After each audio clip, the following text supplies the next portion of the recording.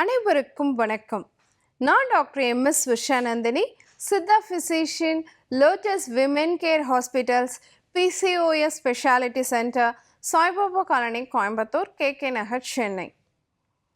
இனியவை என்ற நிகழ்ச்சியில் தொடர்ந்து நம்ம பெண்கள் சார்ந்த பல ஆரோக்கிய குறிப்புகளை பார்த்துட்டு வருங்க. அந்த வகையில் இன்னைக்கு நம்ம சொல்லக்கூடியது சர்க்கரை நோயாளிகள் அவங்க சர்க்கரையை எளிதாக கட்டுப்படுத்திக்கிறதுக்கு சின்ன சின்ன வழிமுறைகள் என்ன அப்படிங்கிறத பற்றி தான். ஏன்னா இந்த சிறு சிறு வழிமுறைகளை நம்ம மறந்துடுறோம்.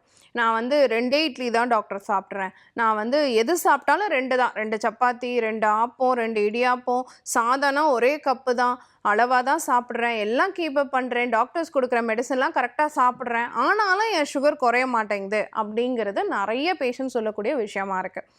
சின்ன சின்ன விஷயங்களை நம்ம தவற விட்டுறோங்கிறத மறந்துடுறோம். காலை உணவு அப்படிங்கிறது நீங்கள் எந்திரிச்சதுலேருந்து ஃபர்ஸ்ட் 2 ஹவர்ஸ்க்குள்ளே நீங்கள் சாப்பிட்டுட்டீங்க அப்படின்னு சொன்னால் உங்களுடைய ரத்த சர்க்கரை வேகமாக கட்டுப்பாட்டுக்கு வரும். இது 2வது விஷயம். அப்போ எத்தனை மணிக்கு எழுந்திருக்கணும்? காலைல நம்ம ஒரு 6-6:30க்கு எழுந்திருக்கிறோன்னா 8-8:30க்குள்ளே நீங்கள் ஃபர்ஸ்ட் பிரேக்ஃபாஸ்ட் சாப்பிட்டுட்டீங்க அப்படின்னு சொன்னால் கண்டிப்பாக உங்கள் ரத்த சர்க்கரையோடைய அளவு படிப்படியாக கட்டுப்பாட்டுக்கு வர ஆரம்பிக்கும். சின்ன விஷயம்தான், ஆனால் இதுவே உங்களுக்கு ஒரு 50 mg குறையிறதுக்கு சப்போர்ட் பண்ணோன்னா நம்ம அதை ட்ரை பண்ணலாம் இல்லைங்களா? இது 2வது விஷயம். 3வது விஷயம் பார்த்தீங்கன்னா, உணவில் புரதம் கண்டிப்பாக எடுத்துக்கணும். இப்போ காலையில் நீங்கள் உணவு எடுக்கிறீங்க அப்படின்னா வெறும் இட்லி, ஒரு சாம்பார், ஒரு சட்னி அந்த மாதிரி இருந்தது, அது 2 இட்லியாக இருந்தால் கூட அது அதிகமான கார்போஹைட்ரேட் உணவு அப்படிங்கிறத நீங்கள் தெரிஞ்சுக்கணும். அப்போ ஒரு கப்பு சுண்டல் அதோட சேர்த்துட்டிங்கன்னு வச்சுக்கோங்களேன், அந்த 2 இட்லியோட கார்போஹைட்ரேட்டையும் சேர்த்து படிப்படியாக குறைக்கும். கிளைசெமிக் இண்டெக்ஸ் இன்க்ரீஸ் ப்ராப்பராக இருக்கும், குறைவாக இருக்கும். கிளைசெமிக் இண்டெக்ஸ் குறைவாக இருக்கக்கூடிய ஒரு உணவாக நம்ம சுண்டல் சேர்த்து சாப்பிடும் பொழுது அந்த இட்லியோ தோசையோ மாறிடும் அப்படிங்கிறத நீங்கள் தெரிஞ்சுக்கணும். இது 2வது விஷயம். ஸோ கண்டிப்பாக மார்னிங் பிரேக்ஃபாஸ்ட்டில் ஒரு புரதம் இருக்கிறது ரொம்ப நல்லது. மார்னிங் முடியலன்னா கூட அட்லீஸ்ட் நைட் டின்னரோடையாவது நம்ம ஒரு புரதம் சேர்த்துக்கணும், ஒரு ப்ரோட்டீன் சேர்த்துக்கணும். புரதம்னா நார்மலாக ஒரு வேக வைத்த குழம்பு மீனாக இருக்கலாம், இல்லை பார்த்தீங்கன்னா நாட்டுக்கோழி முட்டை, ஒரு முட்டை வேக வைத்த முட்டையாக இருக்கலாம். ஆனால் முட்டை டெய்லி நான் சாப்பிட வேணான்னு சொல்கிறேன், வாரத்துக்கு 2 நாள் சேர்த்துக்கோங்க. டெய்லி சுண்டல் சேர்த்துக்கலாம். இது எல்லாமே நம்ம முன்னோர்கள் சரி, இன்றைக்கி இருக்க டாக்டர்ஸும் சரி, நீங்கள் சுண்டல் சாப்பிடுங்க, ஒரு 4 o'clock ஒரு சுண்டல் சாப்பிடுங்க, 11 o'clock ஒரு சுண்டல் சாப்பிட்றாங்கன்னு ஏன் சொல்கிறாங்கங்கிறத நம்ம தெரிஞ்சுக்கணும். சுண்டல் மட்டும் சாப்பிட சொன்னோம், இதை மட்டும் செஞ்சு சாப்பிட்டுட்டு இருந்தா நாங்கள் வேலை எப்போ பார்க்குறதுன்னு ஒரு கேள்வியும் கேட்குறாங்க. ஆனால் அந்த சுண்டல் சாப்பிட்றதுங்கிறது அடுத்த வேலை உணவு உங்கள் பசியை மட்டுப்படுத்தும்.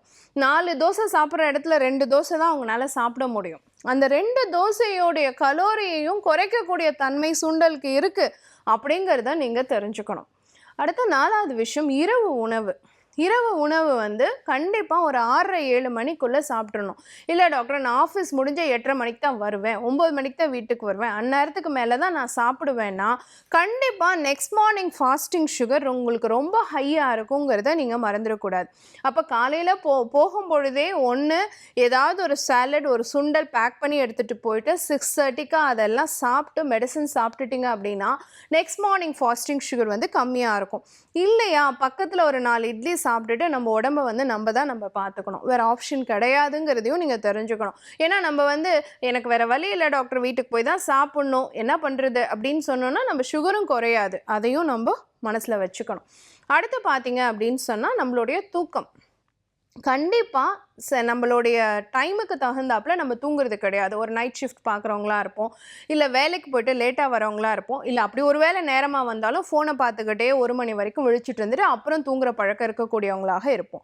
அந்த மாதிரி நைட்டு 12 மணிக்கு மேலே நீங்கள் தூங்குனீங்க அப்படின்னு சொன்னாலும் உங்கள் சர்க்கரையோடைய அளவு கட்டுப்பாட்டில் வராது அப்படிங்கிறத நீங்கள் தெரிஞ்சுக்கணும். ஸோ கண்டிப்பாக ஒரு அட்லீஸ்ட் ஒரு 10:30-11 அப்படிங்கும்பொழுது உங்கள் பெட் டைமாக இருக்கணும். மார்னிங் அட்லீஸ்ட் ஒரு 6 o'clock வரைக்கும் உங்களோட பெட் டைமாக இருந்ததுன்னா சர்க்கரையோடைய அளவு ஈஸியாக கட்டுப்பாட்டுக்கு வர ஆரம்பிக்கும். அடுத்து பார்த்தீங்கன்னா போஸ்ட் மீல் வாக் அப்படின்னு ஒன்று சொல்கிறோம். இன்றைக்கி டாக்டர்ஸ் எல்லாமே அதை அட்வைஸ் பண்ணுறாங்க. போஸ்ட் மீல் வாக்னா என்ன? சாப்பிட்ட உடனே நடக்கிறது. ஐயோ, நம்ம முன்னோர்கள் தான் சாப்பிட்ட உடனே நடக்கக்கூடாதுன்னு சொல்லியிருக்காங்க, நீங்கள் என்ன டாக்டர் இப்படி சொல்கிறீங்க அப்படின்னு கேட்பீங்க நீங்கள். ஆனால் சாப்பிட்ட உடனே ஒரு குறுநடை, மெதுவாக நடக்கிறது அப்படின்னு சொல்லுவோம் இல்லைங்களா, அந்த மாதிரி நம்ம நடந்தோம் அப்படின்னு சொன்னால், உலாத்துறதுன்னு கூட சொல்லலாம், அந்த மாதிரி பண்ணினோம் அப்படின்னு சொன்னால் அந்த சர்க்கரையோடைய அளவு மசில் மசில்ஸ் எடுத்துக்கிறோட வேகம், குளுக்கோஸ் யூட்டிலைசேஷன் ஆஃப் த மசில்ஸ்ன்னு நம்ம சொல்லுவோம். அது எடுத்துக்கிற லெவல் வந்து கொஞ்சம் நல்லா இருக்கும். சீக்கிரமாக கலோரி பேர்ன் ஆகிடும். சர்க்கரையோடைய அளவு வேகமாக குறைய ஆரம்பிக்கும். இதுக்கு தான் வந்து போஸ்ட் மீல் வாக் அப்படின்னு சொல்கிறோம்.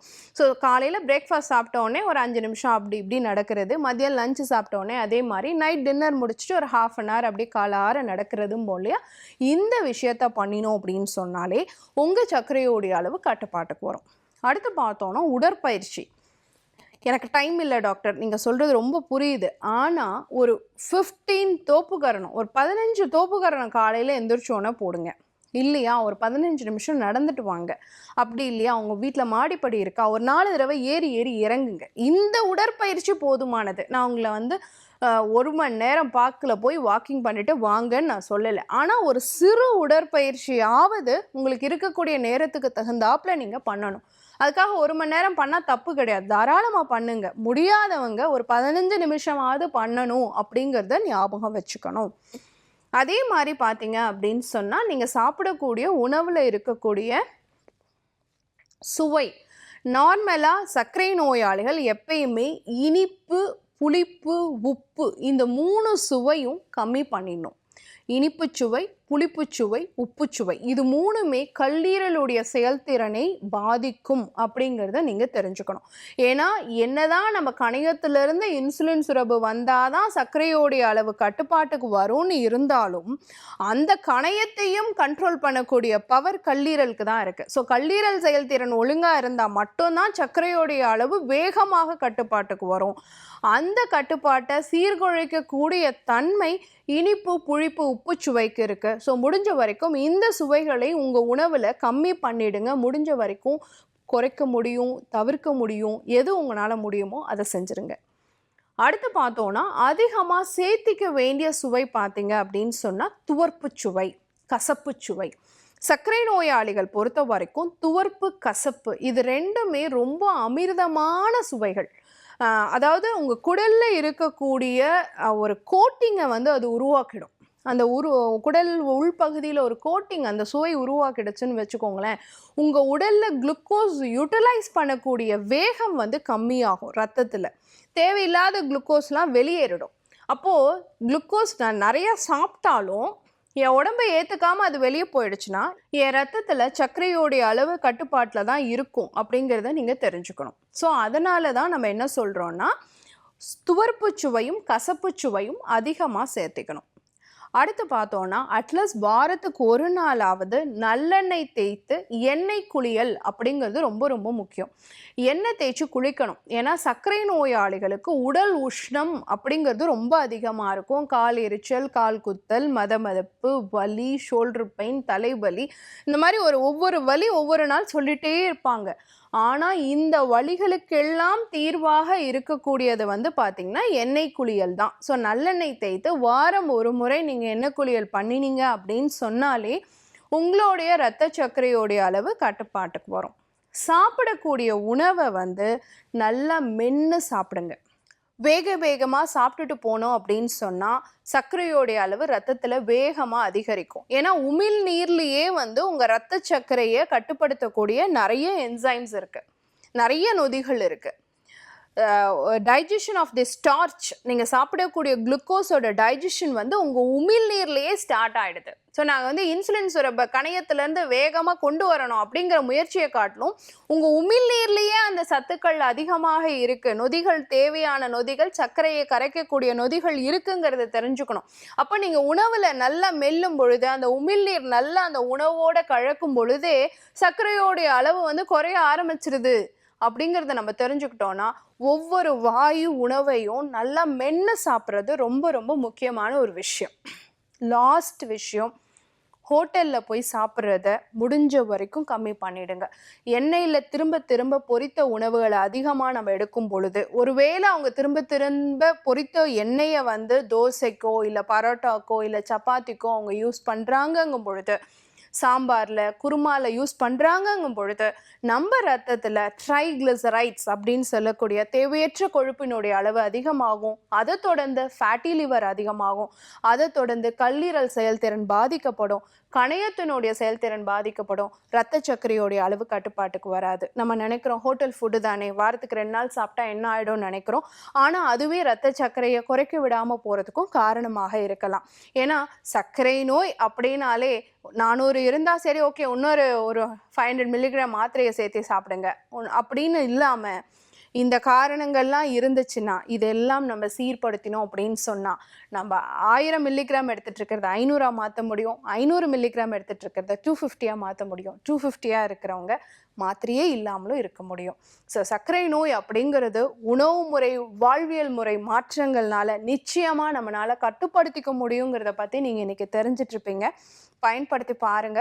இதே மாதிரி இன்னொரு ஆரோக்கிய குறிப்போட நான் உங்களை சந்திக்கிறேன். இயற்கையோடு இணைப்போம், ஆரோக்கியமாக இருப்போம், ஆனந்தமாக வாழ்வோம். நன்றி, வணக்கம்.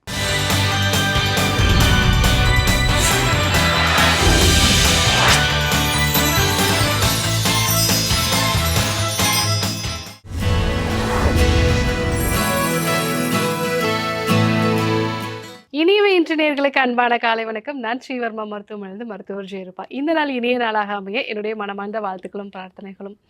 படர்தாமரை இந்த பிரச்சனை ஒரு சிலருக்கு வந்து பார்த்திங்கன்னா வருடக்கணக்கில் இருக்கும். நம்மளுடைய தோலில் இருக்கக்கூடிய நோய் எதிர்ப்பு சக்தி கம்மியாக இருக்குது, தோல் ரொம்ப வந்து வறட்சியான தன்மையில் இருக்கிறது, இல்லை வீட்லேயோ இல்லை ஹாஸ்டல்லையோ இருக்கும்போது கூட இருக்கக்கூடிய நபர்களுக்கும் இந்த படர்தாமரை தொற்று இருந்தது அப்படின்னா நமக்கும் இந்த பிரச்சனை வர்றதுக்கான வாய்ப்புகள் இருக்குது. அது மட்டும் இல்லாமல் நிறைய வியர்வை வரக்கூடிய சூழ்நிலையில் இருக்கக்கூடிய நபர்கள், இல்லை ரொம்ப இறுக்கமான ஆடை அணியக்கூடிய நபர்கள், இவங்களுக்கும் இந்த படர்தாமரையோட அந்த நாட்கள் வந்து ரொம்ப அதிகமாகவே இருக்கும். ஒரு சிலருக்கு வருடக்கணக்கிலே இருக்கும். ஸோ அந்த மாதிரி இந்த படர்தாமரை வந்து சரி செய்யக்கூடிய சீமை அகத்தி களிம்பு அதை எப்படி செய்யலாம் தான் நம்ம இன்னைக்கு பார்க்க இருக்கிறோம். ஸோ இந்த சீமை அகத்தி களிம்பு செய்கிறதுக்கு நமக்கு சீமை அகத்தி தேவை. ஸோ அதனுடைய பூக்கள் வந்து பார்த்தீங்க அப்படின்னா நல்லா ஒரு மஞ்சள் நிறத்தில் வந்து இருக்கும். இதனுடைய இலைகள் வந்து பார்க்கும் பொழுது நல்லா பெருசாக வந்து இருக்கும். இது யூஸ்வலாகவே நிறைய ரோட்டோரங்களில் வந்து நம்ம வந்து பார்க்கலாம் இந்த இலைகளை வந்து. இதை வந்து திருநெல்வேலி சென்னா அப்படிங்கிற பேர்லேயும் வந்து சொல்லுவாங்க. சீமை அகத்தி இலை, வண்டு கொல்லி இலை, இந்த மாதிரி நிறைய பேர்களில் வந்து சொல்கிறது உண்டு. ஸோ இந்த இலை எங்கே கிடைச்சாலுமே வந்து நீங்கள் அதை எடுத்துகிட்டு வந்துடுங்க. ஸோ அந்த இலை வந்து நிறைய ஆன்டி ஃபங்கல் ஆக்டிவிட்டி இருக்கிறதுனால இதை வந்து நீங்கள் க்ரீம் ஆக்கி வந்து பயன்படுத்தலாம். அதே மாதிரி குளியல் சூர்ணத்தையும் வந்து இதை வந்து நம்ம சேர்த்து அதை சூர்ணமாக்கி வந்து நம்ம குளிக்கும் பொழுது ஃபங்கல் இன்ஃபெக்ஷன்ஸ் வந்து வராமல் வந்து நம்ம தவிர்த்துக்கலாம். ஸோ இதை வந்து இன்றைக்கி நம்ம சாராக்கி வந்து எடுத்து வச்சுருக்கோம். அடுத்ததாக வந்து குப்பை மேனி. இந்த குப்பை மேனி நம்ம எல்லாருக்குமே வந்து தெரியும். ஸோ குப்பை மேனி அதாவது குப்பையாக இருக்கக்கூடிய உடம்ப கூட வந்து நல்ல நிலையில் இருக்கக்கூடிய மேனியாக்கக்கூடியதான் இந்த குப்பை மேனி. ஸோ இந்த குப்பை மேனி வந்து பாக்டீரியா, ஃபங்கஸ், வைரஸ் இது எல்லாத்தையுமே வந்து அழிக்கக்கூடியது. ஸோ இந்த குப்பை மேனியும் வந்து நம்ம இன்னைக்கு சாராக்கி வந்து எடுத்து வச்சுருக்கோம். அது கூட வந்து மஞ்சள் மெழுகு, அதாவது தேன் மெழுகுன்னு நம்ம சொல்லுவோம். இது வந்து நாட்டு மருந்து கடைகள்லேயே வந்து கிடைக்கும். ஸோ இந்த மாதிரி வந்து நீங்கள் தேன் மெழுகுன்னு கேட்டே வந்து நீங்கள் வாங்கிக்கலாம். ஸோ இப்போது சீமையகத்தி களிம்பு செய்கிறதுக்கு முதல்ல நம்ம வந்து ஒரு பாத்திரத்தை அடுப்பில் வச்சுட்டு அதில் இந்த தேன் மெழுகு சேர்த்து நம்ம வந்து அதை உருக்கிக்கலாம்.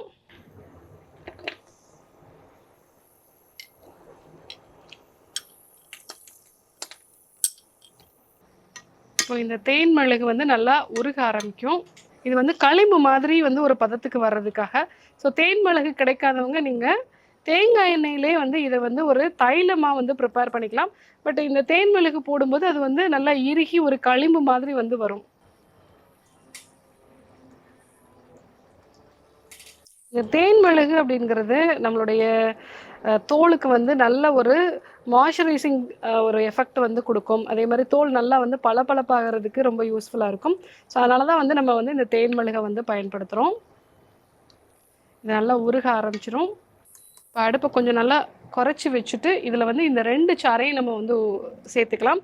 சாறு சேர்க்கும் போது கொஞ்சம் வந்து அது வந்து வெளியில் தெறிக்கிற மாதிரி இருக்கும். ஸோ அதனால் வந்து நீங்கள் தள்ளி நின்று வந்து சேர்த்துக்கிறது நல்லது. சீமையகத்தியோட சாறு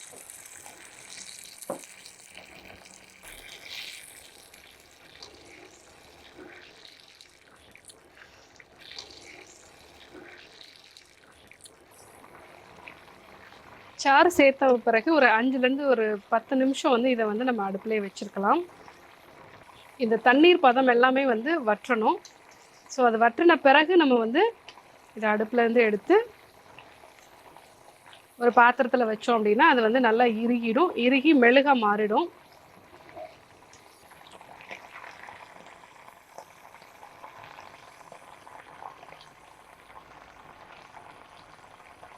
ஸோ இப்போது அதனுடைய சலசலப்பு ஓரளவுக்கு ஒரு 5லேருந்து 10 நிமிஷத்துக்குள்ளே வந்து இது அடங்கிரும். இப்போ வந்து இதை வந்து நம்ம ஒரு ஒரு பாத்திரத்தில் வந்து இதை வந்து மாற்றிட்டு அதுக்கப்புறமா நம்ம ஒரு 1/2 மணி நேரம் வந்து நம்ம அதை அப்படியே விட்டுட்டோம் அப்படின்னா அதுக்கப்புறமா அது வந்து களிம்பு மாதிரி வந்து மாறிடும். ஸோ அடுப்பு ஆஃப் பண்ண பிறகும் அதில் நல்ல ஒரு ஹீட் இருக்கும். ஸோ இந்த சீமை அகத்தி களிம்பு படர்தாமரை மாதிரியான பிரச்சனை இருக்கிறது, அதே மாதிரி கரப்பான் மாதிரியான பிரச்சனை இருக்கிறவங்க, ஸ்கின் வந்து எப்பவுமே வந்து ரொம்ப ட்ரையாக இருக்குது, அடிக்கடி ஏதாவது ஒரு ஸ்கின் இன்ஃபெக்ஷன்ஸ் வருது அப்படின்னு சொல்கிறவங்க இந்த சீமை அகத்தி களிம்பை வந்து நீங்கள் பயன்படுத்தலாம். ஏன்னா அந்த சீமை அகத்தி, குப்பை மணி இது எல்லாமே வந்து தோலுக்கு வந்து நல்ல ஒரு மாய்ஸ்சரைசிங் எஃபெக்டை வந்து கொடுக்கக்கூடியது, அதே மாதிரி கிருமிகள் தொற்றை வந்து சரி செய்யக்கூடியது, முக்கியமாக ஆன்டி ஃபங்கல் எஃபெக்ட் இருக்கிறதுனால இது வந்து இந்த படர்தாமரை மாதிரியான பிரச்சனைகளை வந்து சரி செய்யும். ஸோ இதை நீங்கள் கண்டிப்பாக வந்து வீட்டில் தயாரித்து பயன்படுத்துங்க.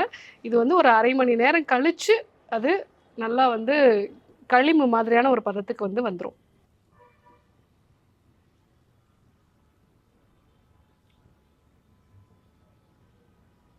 ஸோ இந்த சீமை அகத்தி களிம்பை கண்டிப்பாக நீங்களும் ட்ரை பண்ணி பாருங்கள். ட்ரை பண்ணி பார்த்துட்டு நீங்கள் ஃபங்கல் இன்ஃபெக்ஷன் இருந்தது அப்படின்னா அதுக்கு நீங்கள் யூஸ் பண்ணி பார்க்கலாம். ஸோ யூஸ் பண்ணி பார்த்துட்டு எப்படி இருக்குன்னு சொல்லுங்கள். ஸோ இன்றைக்கு படர்தாமரையை சரி செய்யக்கூடிய ஒரு சீமை அகத்தி களிம்பு எப்படி செய்கிறது அப்படிங்கிறத நம்ம பார்த்தோம். இதே போன்று ஒரு நல்ல தகவலோடு உங்களை சந்திக்கிறோம். நன்றி, வணக்கம்.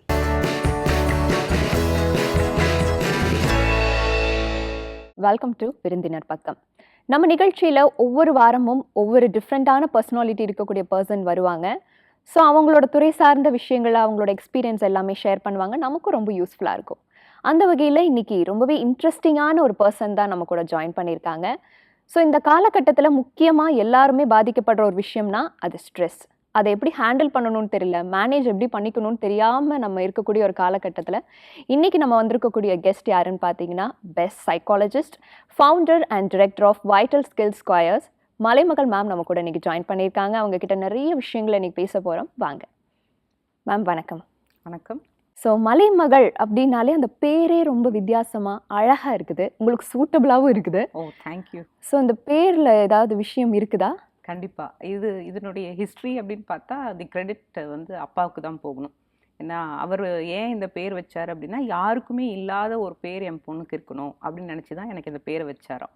ஸோ ஒரு ஸ்டேஜில் வந்து நம்மளுடைய நேம் உடைய இம்பார்ட்டன்ஸ் என்ன அப்படின்லாம் புரிய ஆரம்பிக்கிற காலங்கள் இருக்கும் இல்லைங்களா. அப்போ வந்து இது ஏன் இந்த பேர், இதுக்கு என்ன அர்த்தம்னு கேட்கும்போது, தைரியம், பார்வதியோடைய பேர் இது. ஸோ பார்வதினால எப்போவுமே தைரியமாக இருக்கணும். ஸோ என்னுடைய அந்த ட்ரெய்ட் ஆஃப் பீயிங் போல்டு அப்படின்றது ஸ்டார்ட் ஆகிறதுக்கு இந்த பேர் ஒரு காரணமாக இருந்தது. ஸோ அப்புறமா ஒரு சில இடங்கள்ல நம்மளுக்கு சாய்ஸ் இல்லை, நம்ம தைரியமாக இருந்தாகணும். So that's how life takes. So first அந்த தைரியமாக நம்ம இருக்கணும் அப்படிங்கிற ஒரு ஆழமான அந்த ட்ரெய்ட்டை வந்து எனக்குள்ள பதிய வச்சது வந்து இந்த பேர் தான். So that way it is really special and the credit goes to my father. கண்டிப்பாக இட்ஸ் ஆல்சோ யூனிக் நேம் அப்படின்னு நான் நினைக்கிறேன். ஸோ உங்கள் ப்ரொஃபைல் பார்க்கும் போதே மேம் ஒரு அயன் லேடியோட விஷயங்கள் எல்லாமே அதில் இருந்ததுன்னு எனக்கு பட்டது. ஏன் அப்படின்னா, யூஆர் அ கோச், நிறையா விஷயங்கள், you're a coach, you're a trainer, you're a motivational speaker, you're an author அப்படின்னு சொல்லி ஏகப்பட்ட விஷயங்கள் வந்து இன்க்ளூட் ஆகுது. இது எல்லாத்துக்குமே வந்து கண்டிப்பாக ஒவ்வொரு விஷயத்துக்கும் துவக்கமாக ஒவ்வொரு விஷயங்கள் இருந்திருக்கலாம். ஸோ அந்த ஜேர்னி பற்றி கொஞ்சம் ஸ்டார்ட் பண்ணுறீங்களா? இதனுடைய அதர் சைட் அப்படின்றது ஒன்று ஆல்ரெடி இருந்தது. ஒரு ஸ்டேஜ், ஒரு 2018, I will say 2018 is a very magical year for me. ஏன்னா அப்போ தான் நான் வந்து வைட்டல் ஸ்கில் ஸ்கொயர் வந்து தொடங்கினேன். அதுக்கு முன்னாடி வரைக்கும் இப்போ நீங்கள் வந்து பிரமிப்பாவோ இல்லை நல்ல விஷயமாவோ பார்க்குற விஷயத்த வந்து இந்த உலகம் நல்லா பார்க்கல.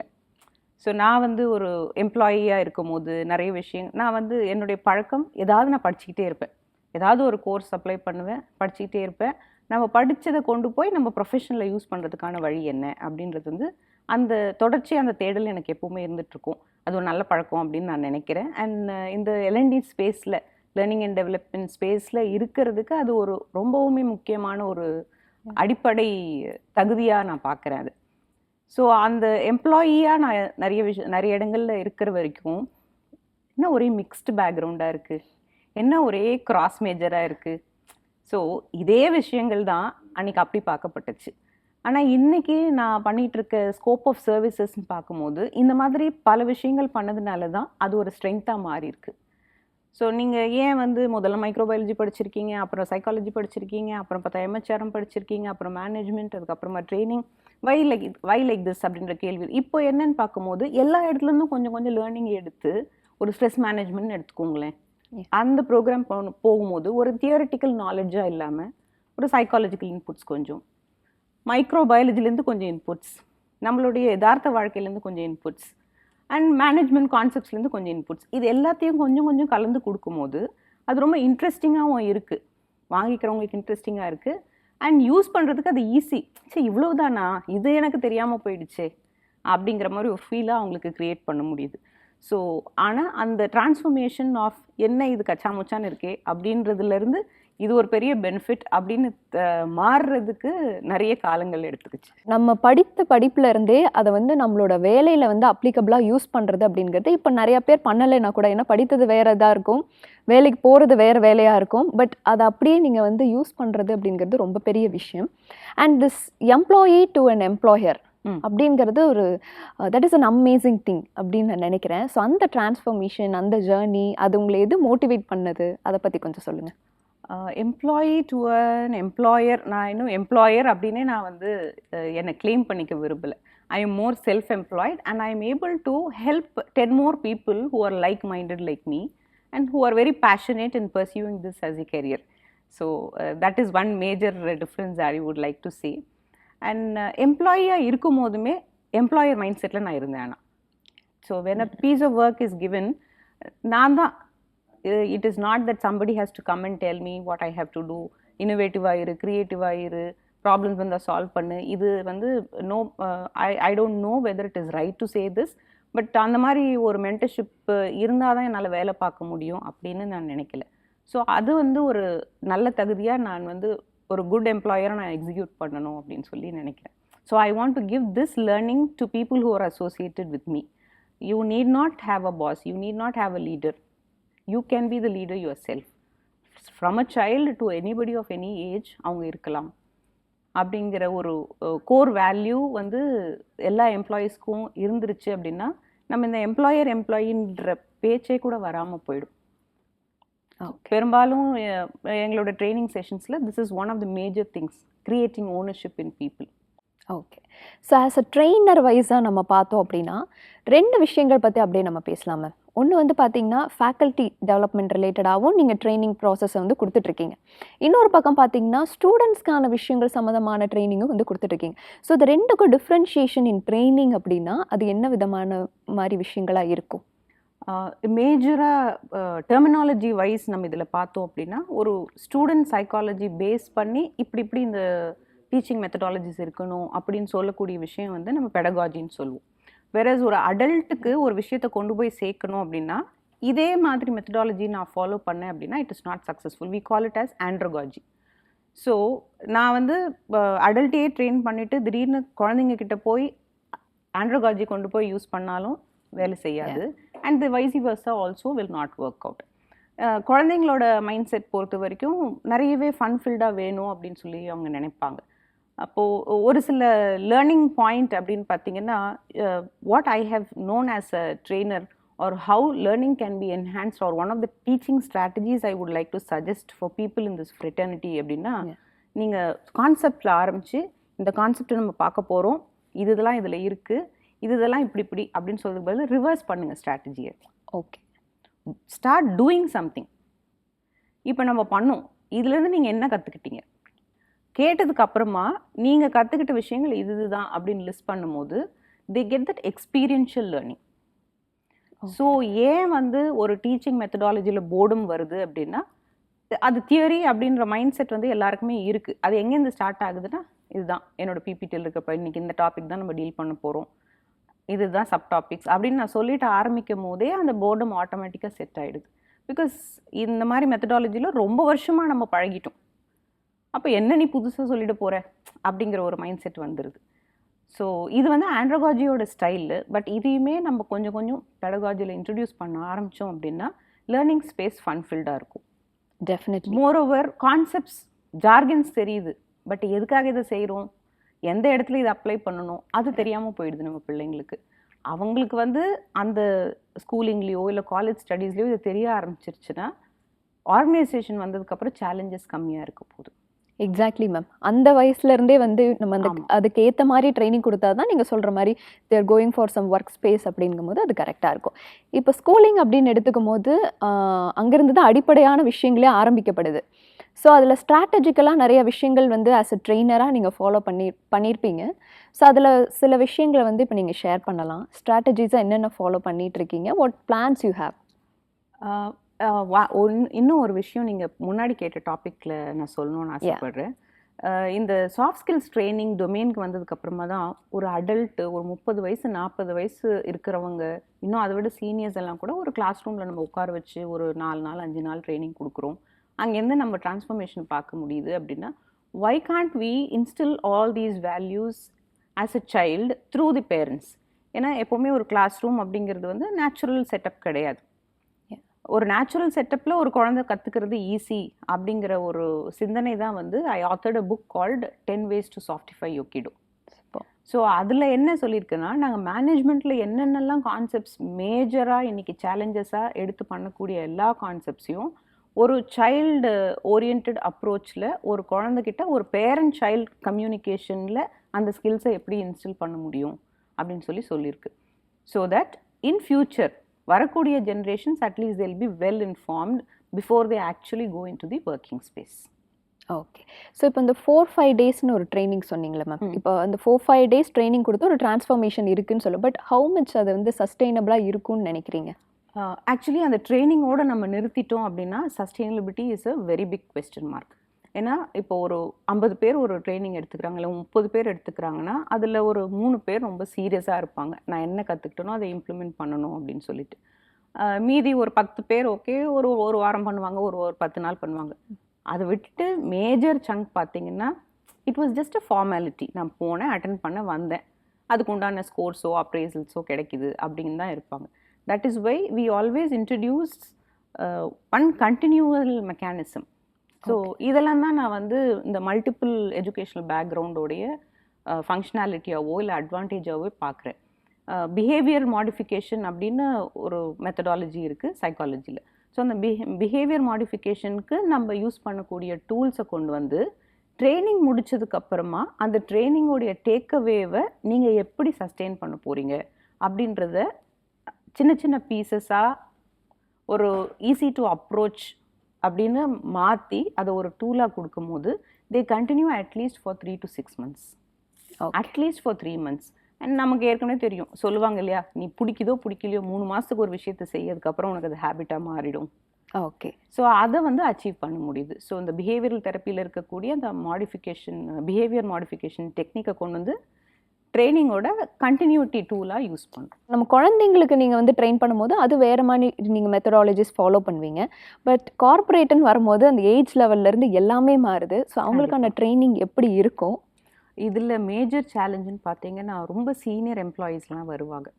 ஒரு சில சமயம் வந்து பார்த்தீங்கன்னா they'll be at the verge of retirement. அந்த மாதிரி ஆட்கள் கூட வரும்போது அவங்க அந்த உட்காந்துருக்க துவனி, நம்மளை பார்க்கறது எல்லாமே பார்த்து எனக்கு தெரியாதது நீ என்ன சொல்லிட போகிற, என்னை விட சின்ன பொண்ணு நீ அப்படின்ற மாதிரி பார்ப்பாங்க. ஸோ அந்த பார்வையே முதல்ல வந்து ஒரு சேலஞ்சிங்கான ஒரு என்வாயன்மெண்ட்டை க்ரியேட் பண்ணிடும். பட் அந்த ஒரு பர்சனோடைய அந்த மைண்ட் செட்டை உடைக்கிறது தான் should be the first approach. அது எங்கேருந்து ஸ்டார்ட் ஆகுதுன்னு பார்த்தீங்கன்னா, நான் என்ன கான்செப்டை பண்ண போகிறேன், எதை பற்றி பேச போகிறேன் எதுவுமே சொல்லாமல் முதல்ல அவங்கள கம்ஃபர்ட் லெவல் கொண்டு வரதுக்கு உண்டான ஐஸ் பிரேக்கர்ஸ். அந்த ஐஸ் பிரேக்கர்ஸ்லேருந்து நம்ம வந்து என்ன கற்றுக்க போகிறோன்றதை அவங்கள கனெக்ட் பண்ண சொல்லும் போது now they become children by themselves. ஏன்னா ஒரு கார்ப்பரேட் என்வாயன்மெண்ட் அப்படின்னும் போது நான் எழுந்துக்கிறேன், வரேன், வேலை பார்க்குறேன், எப்போவுமே ஒரு ப்ரெஷரில் இருக்கேன், 4 பேரை நான் வேலை வாங்கணும், இந்த மாதிரி ஒரு மைண்ட் செட்லேயே தான் இருக்காங்க. இன்ஃபேக்ட் நம்ம கல்ச்சருமே ரொம்ப என்டர்டெயின்மெண்ட் ஓரியன்ட் கல்ச்சர் கிடையாது. ஸோ ஒருத்தருக்கு கல்யாணம் ஆகிடுச்சு அப்படின்னா அவங்க தான் ஒய்ஃப் ரோலில் தான் இருக்கணும், ஹஸ்பண்ட் ரோலில் தான் இருக்கணும். அப்புறம் குழந்தை பிறந்துச்சுன்னா ஒரு அம்மா ரோலில் தான் இருக்கணும், அப்பா ரோலில் தான் இருக்கணும். They don't even go back and think எனக்குன்னு ஒரு செல்ஃப் இருக்குது, I was also a child பிஃபோர்ன்றதே போயிடுது. நம்மளோட மறந்துடுறோம், வேறு வழியே இல்லை, மறந்துடுறோம். எல்லா இந்த நிறைய தேடல்கள் நம்மளுக்கு இருக்கிறதுனால அந்த தேடல் நமக்கு இல்லாமல் போயிடுது. ஸோ அந்த ஃபஸ்ட் இனிஷியல் 15 minutes பண்ணக்கூடிய ஆக்டிவிட்டீஸில் they go and revisit their childhood. அந்த ரீவிசிட் போனதுக்கு அப்புறமா தட் கனெக்ஷன் அப்படின்றது வந்து ரொம்ப ஈஸியாகிடும். சரி ஏதோ சொல்ல தான் போகிறாங்க கேட்போமே அப்படிங்கிற ஒரு மனப்பக்குவத்துக்கு அவங்க வந்துடுவாங்க. ஓகே, பட் அதில் வந்து கொஞ்சம் சேலஞ்சிங்கான விஷயங்களும் இருக்குது. நிறைய இருக்குது. ஓகே, ஸோ இந்த கம்யூனிகேஷன் அப்படிங்கிறது ரொம்பவே முக்கியமான விஷயம் மேம். இப்போ நம்ம பேசுறது கூட அந்த கம்யூனிகேஷன் கரெக்டாக அந்த வேவ்லென்த் இருந்தால் மட்டும்தான் நம்மளால் நிறைய விஷயங்களை வந்து தொடர்ந்து பேச முடியும். அதே மாதிரி தான் இப்போ நீங்கள் வந்து நிறைய ட்ரைனிங் செஷன்ஸ் போகிறீங்க, ஸ்கூல்ஸ், காலேஜஸ், இல்லை கார்ப்பரேட்ஸ் அப்படின்னு போகும்போது ஒவ்வொரு இடங்களுக்கும் கம்யூனிகேஷன் வேறு மாதிரி நீங்கள் பயன்படுத்துவீங்க. ஸோ அந்த வேரியேஷன்ஸ் எந்தெந்த மாதிரி இருக்குது? கம்யூனிகேஷன் கோச்சிங் அப்படின்னு எடுத்துக்கிட்டோம்னா ப்ரிடாமினென்ட்லி மக்கள் அதை எப்படி புரிஞ்சுக்கிறாங்கன்னா அது ஒரு லாங்குவேஜ் சம்மந்தப்பட்ட விஷயமா எடுத்துக்கிறாங்க. There are actually 2 things in communication. ஒன்று லாங்குவேஜ், எனக்கு இந்த லாங்குவேஜ் தெரியல அதனால நான் பேசலை, அதனால நான் மெயில் எழுதலை அப்படின்னு அவர் நினச்சிட்டு இருப்பார். பட் இந்த ட்ரைனிங்கு வந்ததுக்கு அப்புறமா நம்ம ஒவ்வொரு பேரியராக உடைக்கும் போது தான் வந்து what he will understand is என்னோட பிரச்சனை வந்து இந்த இங்கிலீஷ்ன்ற லாங்குவேஜே கிடையாது, தூக்கி தூரமாகவே இதுதான் ஒரு பிரச்சனை அப்படின்னா இதை சால்வ் பண்ணுறது எப்படின்றது என்னுடைய தாட் ப்ராசஸில் ஆரம்பிக்கணும். So usually my communications coaching sessions will address more of the thought process. ஏன்னா முதல்ல எனக்கு என்ன பேசணும்னு தெரியணும், யார்கிட்ட எப்படி பேசணும்னு தெரியணும், அப்போ தான் வந்து லாங்குவேஜ் பிரச்சனையாக இல்லையான்றது புரியும். அண்ட் இன்னொரு பெரிய பேரியர், நான் தமிழ் மீடியமில் படித்தேன், நான் கிராமத்து ஸ்கூலில் படித்தேன், அதனால என்னால் இங்கிலீஷ் பேச முடியல அப்படிங்கிற ஒரு பெரிய மைண்ட் பேரியர் இருக்குது. So one of the very simple activities that will help to break their mind set அப்படின்னு பார்த்தீங்கன்னா, சரி அப்போது இங்கிலீஷ் மட்டும் தான் உங்களுக்கு கஷ்டமாக இருக்குல்ல, ஆமாம் மேம் தமிழ் கம்ஃபர்டபுள், ஆமாம் மேம் தமிழ் கம்ஃபர்டபுள் தான் மேம், சரி வாங்க ஒரே ஒரு நிமிஷம் தமிழில் பேசுங்க அப்படின்னு சொல்லிட்டு அவங்களுக்கு ஏதாவது ஒரு டாபிக், தண்ணீர் இல்லை மொபைல் ஃபோன் தொலைபேசி ஏதாவது ஒன்று கொடுத்தோம் அப்படின்னா கிட்டத்தட்ட 60% ஆஃப் தி வேர்ட்ஸ் வந்து இங்கிலீஷாக தான் இருக்கும். ஆனால் அவங்களுக்கு வந்து முதல்ல அவங்க ரியலைஸே பண்ண மாட்டாங்க. அதை உட்காந்து பார்த்துக்கிட்டு இருக்கவங்க வந்து ப்ராம்ப்ட் பண்ண ஆரம்பிப்பாங்க, இங்கிலீஷில் பேசுகிறேன்னு அவங்க கவுண்ட் பண்ண ஆரம்பிப்பாங்க. அப்போது ரொம்ப கான்ஷியஸாக அதை தமிழ் வார்த்தைகளாக மாற்றி பேச ஆரம்பிப்பாங்க. முடிச்சதுக்கப்புறமா நான் கேட்குற கேள்வி, எது உங்களுக்கு கஷ்டமாக இருந்தது?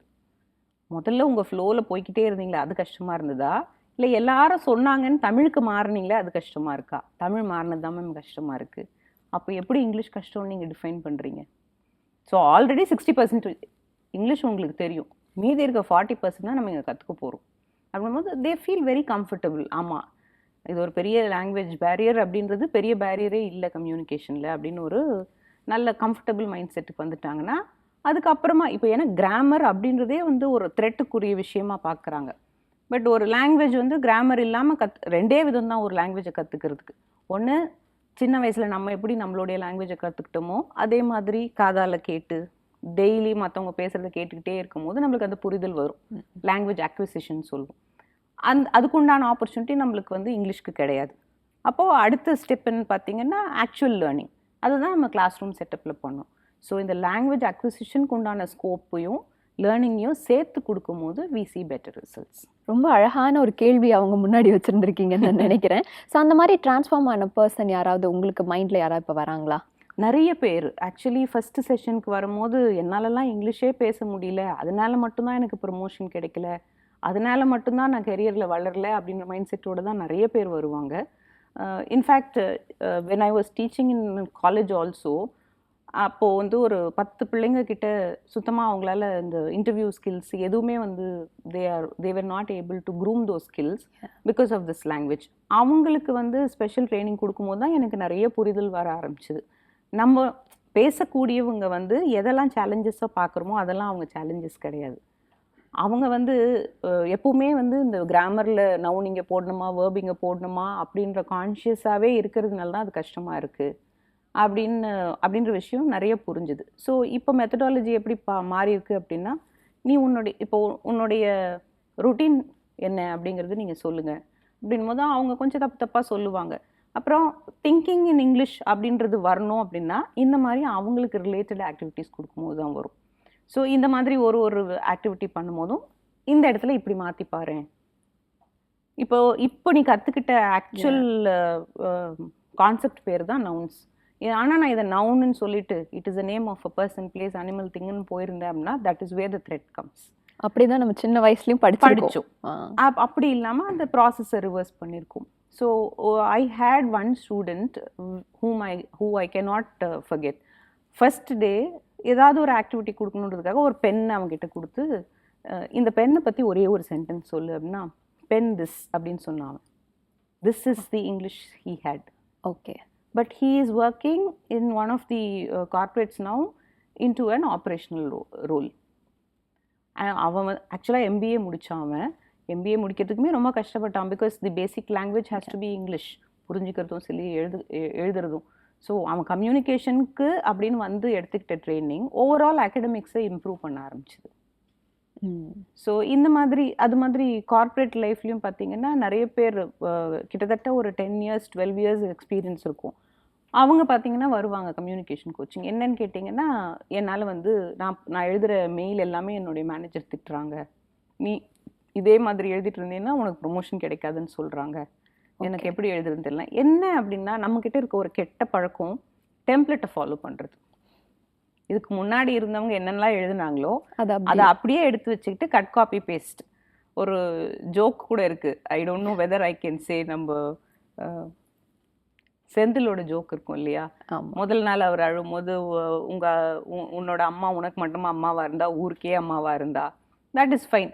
Next day when the wife of somebody expires also Senthil will use the same strategy. உன் ஒய்ஃப் என்ன உனக்கு மட்டுமா ஒய்ஃபாக இருந்தா அப்படின்னு கேட்கும்போது அது தப்பாயிடுது.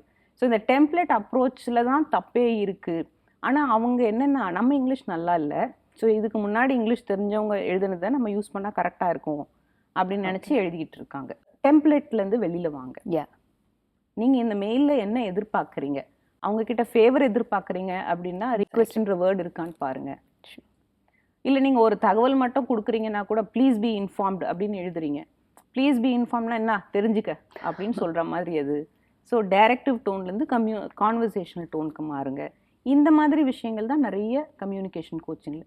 இப்படி சொல்லும் போது வை டெம்ப்ளேட் இஸ் நாட் குட், என்னாலையும் எழுத முடியும் அப்படின்ற ஒரு கான்ஃபிடென்ஸ் வந்து ஒரு 2 லைன் தான் எழுத ஆரம்பிப்பாங்க. But that's a great change for them. Okay. So இந்த முக்கியமாக அதுவும் இந்த காலகட்டத்தில் இந்த மீ டைம் அப்படிங்கிறது இருக்குதா, அது ஒரு கேள்வி. அதுக்கப்புறம் மக்கள் வந்து அதுக்கு இம்பார்ட்டன்ஸே கொடுக்கறது கிடையாது. தனக்குரிய விஷயங்களை பண்ணுறதுக்கு கூட அந்த டைமை வந்து அவங்களுக்கு கொடுக்கறது கிடையாது. பிகாஸ் வந்து மெக்கானிக்கலாக வந்து ஓடிட்டே இருக்காங்க, வேலை, சாப்பிட்றது, தூங்குறது, இதே விஷயங்கள்லேயே இருந்துட்டு இருக்காங்க. முக்கியமாக இந்த மீ டைம் ஒரு வேளை பர்சன் எடுத்துக்கிறாங்க அப்படின்னா எந்த வகையில் அவங்க எடுத்துக்கிட்டா இந்த ஸ்ட்ரெஸ்ல இருந்தெல்லாம் கொஞ்சம் மேனேஜ் பண்ணிக்கலாம் அவங்கள?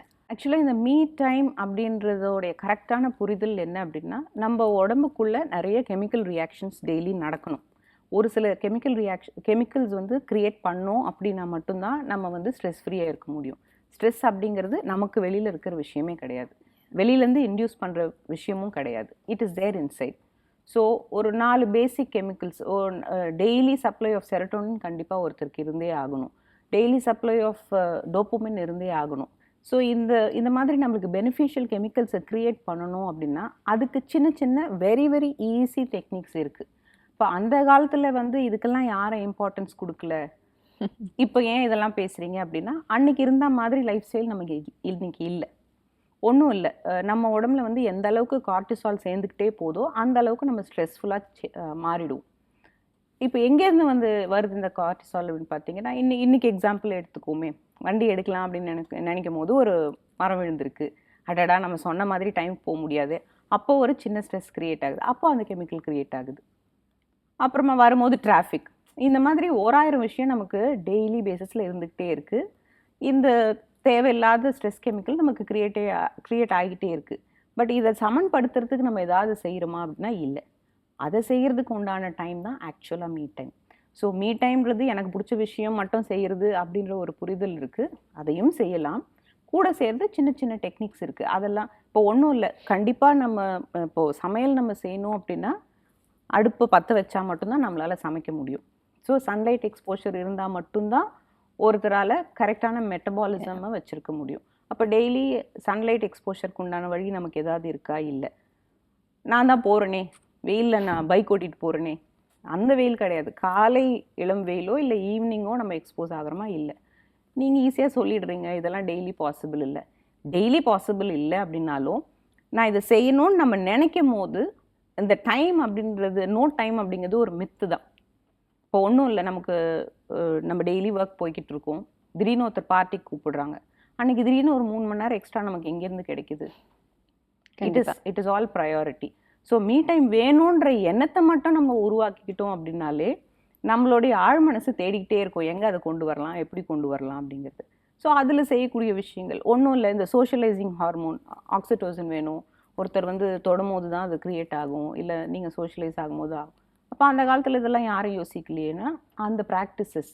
இப்போ பையனாக இருந்தால் வாரத்துக்கு ஒரு முறை எண்ணெய் தேய்ச்சி குளிக்க வைப்பாங்க. பொண்ணுக்கு தலையில் எண்ணெய் வச்சு டெய்லி அம்மா பின்னி விடுவாங்க. ஸோ இதெல்லாம் டச்சுக்கு உண்டான விஷயமா இருந்தது. அப்போ யாரும் ஹக் பண்ணலையே, கிஸ் பண்ணலையே அப்படின்னா அப்போ அந்த வாழ்வியல் முறை வேறையாக இருந்தது. இன்றைக்கி வந்து நம்ம பிள்ளைங்க எண்ணெய் வச்சுக்கிறது இல்லை, தலையை பின்னுறதும் இல்லை. இப்போ அம்மாவே பின்னலன்னும் போது குழந்தைங்க பின்ன போகுது. அப்போது வேறு அதை நம்ம இப்போ வேறு மாதிரி டீகோட் பண்ணி அப்போ டச்சுக்கு உண்டான விஷயம் என்ன, கிளம்பும் போது ஒரு ஹக் பண்ணு, ஒரு கிஸ் பண்ணு அப்படின்னு சொல்கிறோம். ஏன்னா இது ஒரு டிபேட்டாக வரும் நிறைய இடங்களில் ஸ்ட்ரெஸ் மேனேஜ்மெண்ட் போது. அப்போல்லாம் என்ன ஹக் பண்ணிட்டா இருந்தாங்க. ஒரு மேனேஜர் கிட்டத்தட்ட ஒரு 15 இயர்ஸ் எக்ஸ்பீரியன்ஸ் உள்ளவர், யாரெல்லாம் உங்களுக்கு ரொம்ப பிடிக்கும் அப்படின்னு கேட்கும்போது என் பையனை எனக்கு உயிர் மேம் அப்படின்னு சொன்னார். ஓகே சார், எப்படி எக்ஸ்ப்ரெஸ் பண்ணுவீங்க அப்படின்னா, அதை என்ன எக்ஸ்ப்ரெஸ் பண்ணுறது, அது தெரிஞ்ச விஷயம் தானே. என் பையனா எனக்கு உயிர்னு எல்லாருக்கும் தெரியும். எல்லாருக்கும் தெரியறதை விடுங்க சார், அந்த குழந்தைக்கும் உங்களுக்குமான கனெக்ஷன் என்ன அப்படின்னா யோசிக்கிறார். அவரால் டிஃபைன் கூட பண்ண முடியல what is relationship. So the task that I gave him is, personal கோச்சிங்கில் வந்தவர் அவர். எப்போவுமே நான் ஒரு பதட்டமாகவே இருக்கேன் மேம் அப்படின்றது தான் அவருடைய ப்ரிடாமினன்ட் ப்ராப்ளமாக இருந்தது. நீங்கள் நாளையிலேருந்து உங்கள் குழந்தை கிளம்பும் போது பாய் சொல்லும் போது ஒரு ஹக் பண்ணி ஒரு கிஸ் கொடுங்க அப்படின்னா, மேம் இத்தனை வருஷம் பண்ணாமல் திடீர்னு போய் எப்படி மேம் அவனு பண்ணுறது, வித்தியாசமாக இருக்கும் அவனுக்கு. அதெல்லாம் பற்றி இப்போ நம்ம எதெல்லாம் பற்றி கவலைப்படுறோம் பாருங்கள். எனக்கு பிடிச்ச ஒரு விஷயத்த நான் பண்ணுறேன். ஒரு சன்லைட் எக்ஸ்போஷராக இருக்கலாம், ஒரு சின்ன மூச்சு பயிற்சியாக இருக்கலாம், இல்லை ஒரு வாக்கிங்காக இருக்கலாம். ஏதோ ஒன்று, நம்மளுக்கு எப்பவும் வேலை இருந்துக்கிட்டு தான் இருக்குது. ஒன்றா ஆஃபீஸ் வேலை இருக்கும், இல்லை வீட்டு வேலை இருக்கும். எனக்கு இது தேவை, நான் ஹெல்த்தியாக இருந்தால் தான் என்னோடய ஃபேமிலியை இன்னும் நல்லா பார்த்துக்க முடியும், நாளைக்கு ஹெல்த் ப்ராப்ளம்ஸ் இல்லாமல் அவங்களுக்கு கஷ்டம் கொடுக்காம என்னால் இருக்க முடியுன்ற மோட்டிவாக நீங்கள் வச்சுக்கோங்க அப்படிங்கிறது தான் எல்லா ஸ்ட்ரெஸ் மேனேஜ்மெண்ட் ப்ரோக்ராம்ஸ்லையும் சொல்கிற விஷயம். இன்னொரு விஷயம் நாங்கள் கேள்விப்பட்டது, ஒரு என்ஜிஓவும் ரொம்ப அழகாக வந்து ரன் பண்ணிட்டு இருக்கீங்க அப்படிங்கிறது, அதை பற்றின ஒரு சில விஷயங்கள். என்ஜிஓ அப்படின்னு பார்க்கும்போது என்னோட ரோல் அதில் ரொம்ப லிமிட்டட் அப்படிங்கிறது தான் நான் ஃபஸ்ட்டு ஒத்துக்கணும். My mother is a major player அதில். இதனுடைய நோக்கம் என்னன்னு பார்த்தீங்கன்னா, லைவ்லிஹுட் ஆஃப் விமென்னும் ரூரல் பீப்புளையும் என்ஹான்ஸ் பண்ணுறது எங்களுடைய ஃபஸ்ட்டு மோட்டோ. அது தவிர்த்து பார்த்திங்கன்னா இன்னும் ஆக்டிவாக நாங்கள் செய்யக்கூடிய விஷயம் ரிவைவல் ஆஃப் ஃபார்மிங் ப்ராக்டிசஸ். எங்களுடைய லேண்டு ஒரு சின்ன பீஸ் ஆஃப் லேண்டு கிராமத்தில் இருக்குது. விவசாயம்லாம் நாங்கள் பண்ணாமல் தான் இருந்தோம், ஏன்னா அப்பா வெளியில் ஒர்க் பண்ணிருந்தாரு, நாங்களும் ஊராக போய்கிட்டு இருந்தோம். பட் இப்போ ஆஃப்டர் தேர் ரிட்டையர்மெண்ட் அப்படின்னு வரும்போது சுத்தமாக இந்த பெஸ்டிசைட்ஸ் எல்லாம் போடாமல் ஆர்கானிக் வேஸில் ஃபார்மிங் பண்ணுறது தான் அவங்க பண்ணிகிட்ருக்காங்க. லாபமா அப்படின்னு கேட்டிங்கன்னா பெருசாக லாபம்லாம் ஒன்றும் கிடையாது. ஆனால் அடுத்த தலைமுறைக்கு இது இப்படிலாம் ஒரு விஷயம் இருக்குன்றதையாவது நம்ம கொண்டு போய் சேர்க்கணும் அப்படிங்கிறது தான் எங்களுடைய மோட்டோ. ஏன்னா இந்த ஒரு லாஸ்ட் 20 இயர்ஸில் பார்த்திங்கன்னா மெடிக்கலி நிறைய எத்தனையோ விதமான நோய்களை நம்ம கேள்விப்படுறோம். எத்தனையோ அண்ட் மோஸ்ட்லி பார்த்திங்கன்னா இந்த ஜென்ரேஷன் இறந்து போய் அவங்களுக்கு இறுதி காரியங்கள் வந்து அப்பா பண்ணுற மாதிரி ஒரு சுச்சுவேஷன் இன்றைக்கி போய்கிட்டு இருக்கு. இதெல்லாம் எங்கேருந்து ஆரம்பிக்குது அப்படின்னா நம்ம என்ன சாப்பிட்றோமோ அதுலேருந்து தான். ஸோ அந்த சாப்பாடை வந்து விஷம் இல்லாத தன்மையாக நம்மளால் பண்ண முடியும் அப்படிங்கிற அவேர்னஸையும், இதுலேயும் ஒரு கமர்ஷியல் மோட்டிவ் இல்லாமல் இனிமேல் மாற்றிக்கணும் அப்படிங்கிற அவேர்னஸையும் கொண்டு வர்றது தான் மேஜர் எய்மாக வச்சு பண்ணிகிட்ருக்கோம். இப்போ ஃபீல்டு விசிட்ஸ் வராங்க ஒரு சில ஸ்கூல்ஸ்லேருந்து, ஈவன் விஐடி வெள்ளூர்லேருந்து கூட அக்ரி படிக்கிற பிள்ளைங்க வந்து ஃபீல்டு விசிட் வந்திருந்தாங்க.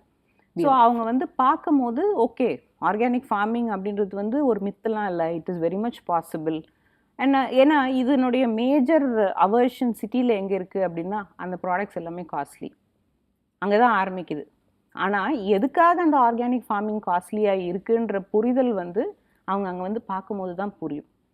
அந்த பொருட்களை வந்து டேஸ்ட் பண்ணி பார்க்கும்போது தான் அவங்களுக்கு அந்த வித்தியாசம் தெரியும். ஸோ அந்த எக்ஸ்பீரியன்ஸை கொடுக்கறதுக்காக அந்த மாதிரி ஃபீல்ட் விசிட்ஸ் நாங்கள் we invite them to the farm for field visits. So அது மாதிரி சாயில் ஃபெர்டிலிட்டி ரிவைவல். ஸோ எல்லாமே போர். இப்போ முதல்லலாம் நான் சின்ன பிள்ளையாக இருக்கும்போது எங்கள் வீட்டில் போர் போட்டாங்க, 80 அடி தான் போட்டாங்க. அந்த 80 அடிக்கே பிச்சுக்கிட்டு வந்தது தண்ணி. இதுக்கு மேலே போட முடியாது, ஃபோர்ஸ் அதிகமாக இருக்குன்னு சொல்லி நிறுத்திட்டாங்க. ஆனால் இன்றைக்கி பார்த்திங்கன்னா 400 அடி 500 அடி 600 அடிங்கிறது சாதாரணமாயிடுச்சு. ஸோ எல்லாருமே வந்து இன்னும் டீப்பன் பண்ணால் தண்ணி கிடைக்கும் அப்படின்ற கான்செப்டில் தான் இருக்காங்களே தவிர அதை ரெஜெனரேட் பண்ணுறதுக்கான வழி என்ன அப்படின்றது யாருமே யோசிக்கிறது இல்லை. ஸோ ரீசெண்டாக பார்த்தீங்கன்னா எங்களோட லேண்ட்ஸில் ஒரு ஃபார்ம் பாண்ட் பண்ணோம். இல்லை ஊரில் இருக்கவங்க எல்லாருமே அது வந்து கொஞ்சம் கிரிட்டிசைஸ் பண்ணாங்க.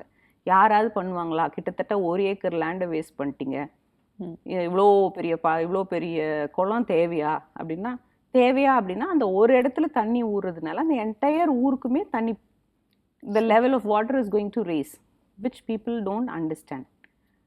ஸோ இந்த மாதிரி சாயில் ஃபெர்டிலிட்டி ப்ராக்டிசஸ், அந்த வாட்டர் ரெஸ்டரேஷன் ப்ராக்டிசஸ், இதெல்லாம் நாங்கள் வந்து இந்த 3-4 வருஷத்தில் ட்ரை பண்ண விஷயங்களை மற்றவங்களுக்கு அவேர்னஸாக கொண்டு போய் சேர்க்கறது தான் எங்களுடைய வி ட்ரஸ்ட், எங்களோட என்ஜிஓவோட வேலை. ரொம்ப அருமையான ஒரு விஷயம் மேம். லாஸ்ட்டாக ஒரே ஒரு கொஸ்டினோட முடிக்கிறேன்.